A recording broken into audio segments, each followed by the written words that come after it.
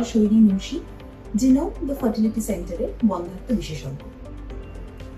আজকে আমরা যেটা নিয়ে আলোচনা করব সেটা হচ্ছে আইইউআই না আইভিএফ। আপনাকে আপনার বন্ধাত্ব বিশেষজ্ঞ হয়তো বলেছে যে আপনি আইইউআই করুন বা আইভিএফ করুন, আর আপনি কনফিউজ যে আপনার জন্য কোনটা অ্যাকচুয়ালি গুড প্রসিজার। তো সেই ডাউটস গুলোকে ক্লিয়ার করার জন্য আজকের ভিডিও। প্রথমে যেটা জানতে হবে আইইউআই কি। আইইউআই হচ্ছে এমন একটা পদ্ধতি যেখানে মহিলার বা ফিমেল পার্টনারের শরীরে ইনজেকশন দিয়ে ডিম তৈরি করা হয়। ডিমগুলো যখন ভালো মতো ম্যাচিওর হয়ে যায় সেটাকে রাপচার করার ইনজেকশন দেওয়া হয় এবং একটা অ্যাডিকুয়েট টাইমিং ফিক্স করে পার্টনারের সিমেন্টটা সেই মহিলার শরীরে পুশ করা হয়। এখানে শুধু সিমেন্টটাকে পুশ করে দেওয়া হয়, তারপরে বাকি প্রসেসটা কিন্তু আননোন, যে সেই স্পার্মস গুলো সেই যে ওভিলেশন হয়েছে সেই ডিমটার সাথে মিক্স হচ্ছে কিনা, হলেও ভালো কোয়ালিটি এমব্রিওস বা ভ্রূণ তৈরি হচ্ছে কিনা, বা ভ্রূণ যদি তৈরিও হয় সেটা জরায়ুর দেওয়ালে গাঁথছে কিনা, এই প্রসেস গুলো কিন্তু আমাদের পক্ষে জানা সম্ভব নয় in IUI. On the other hand IVF procedure এমন একটা প্রসিজার যেখানে মহিলার শরীরে ইনজেকশন দিয়ে তার শরীরে অনেক ডিম তৈরি করা হয়, যেখানে আইইউআই তে কম ডিম সংখ্যায়ও হয়ে যায়, কিন্তু আইভিএফ এর সময় একটু বেশি সংখ্যায় ডিম তৈরি করা হয়। সেই ডিমগুলো যখন ম্যাচিউর হয়ে যায় সেগুলো শরীর থেকে বের করে আনা হয় সেই মহিলাকে ঘুম পাড়িয়ে বা অ্যানাস্থেসিয়ার আন্ডারে, এবং সেই ডিম আর হাজবেন্ডের স্পার্মের সাথে মিশিয়ে ভ্রূণ তৈরি করা হয় ল্যাবে। সেই ভ্রূণগুলো আলট্রাসোনোগ্রাফি গাইডেন্সে কিন্তু জরায়ুর দেওয়ালের মধ্যে স্থাপন করা হয়। যার ফলে আইইউআই বা আইভিএফ এর যে ডিফারেন্সটা সেটা হচ্ছে এই, যে আইভিএফ এ কিন্তু আমরা ভ্রূণ অ্যাকচুয়ালি তৈরি করি এবং বেস্ট কোয়ালিটির ভ্রূণটা সিলেক্ট করতে পারি এবং সেই সিলেক্টেড ভ্রূণটা জরায়ুর দেওয়ালের মধ্যে গিয়ে আসতে পারি, কিন্তু 100% সেই ভ্রূণটা জরায়ুর দেওয়ালে গাঁথবে কিনা সেই নিয়ে কিন্তু একটা ডাউট থেকেই যায়। যার ফলে আইইউআই বা আইভিএফ এর কিন্তু সাকসেস রেট কোনটাই 100% নয়।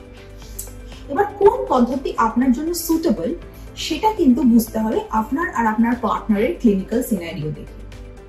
যেমন ধরুন, যদি আপনার কোনো মেজর ফার্টিলিটি প্রবলেম নেই, যেরকম আপনার হয়তো ওভিলেশনের কিছু ডিসফাংশন হচ্ছে, বা আপনার মাইল্ড এন্ডোমেট্রিওসিস আছে, বা এই কারণে প্রেগন্যান্সি আসছে না যে সার্ভিক্সে কোনো ইনফ্লামেটরি ফ্যাক্টরস আছে, সার্ভিক্সে কোনো ইনফেকশন আছে, বা আপনার হয়তো এই কারণে প্রেগন্যান্সি আসছে না কি ইট ইজ আনএক্সপ্লেইন, যে কারণটা আননোন। যদি এরকম কোনো ফ্যাক্টরস থাকে তাহলে কিন্তু আইইউআই করে আপনি সাকসেস পেতে পারেন।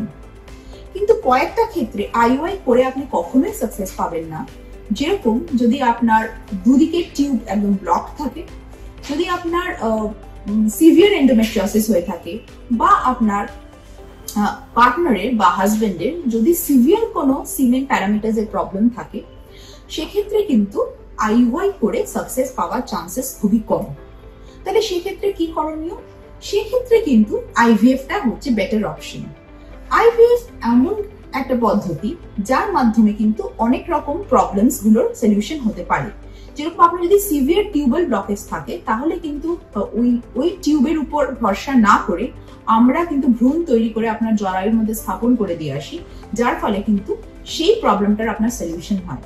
আপনার যদি পুয়ার ওভারিয়ান রিজার্ভ হয়ে থাকে বা ডিমের সংখ্যা ওভারিতে কমে যায়, তাহলে কিন্তু আইভিএফ এর দিকে যাওয়া উচিত। আপনার পার্টনারের যদি সিভিয়ার মেল ফ্যাক্টরস এর প্রবলেম হয়, সেক্ষেত্রে কিন্তু ইক্সি একটা আইভিএফ এর প্রসিজার, সে করে প্রেগন্যান্সি আনা সম্ভব। এবং অনেক সময় দেখা গেছে যদি আপনার ফ্যামিলির কোনো জেনেটিক ডিজিজ থাকে যেটা আপনি চান না যে আপনার অফস্প্রিং বা বাচ্চার মধ্যে ট্রান্সমিটেড হোক, সেক্ষেত্রে কিন্তু এমব্রিও তৈরি করে সেই এমব্রিওর বায়োপসি করে যদি আমরা দেখি যে চান্সেস আছে, সেই এমব্রিওগুলোকে ডিসকার্ড করে কিন্তু বেস্ট কোয়ালিটি এমব্রিও সিলেক্ট করে দেওয়া যায়। তো আইইউআই না আইভিএফ কোনটা আপনার জন্য আইডিয়াল, সেটার জন্য অবশ্যই আপনার বন্ধাত্ব বিশেষজ্ঞের সঙ্গে কথা বলুন, এবং I hope and I pray যে আপনারা অবশ্যই সাকসেসফুল প্রেগন্যান্সি পান।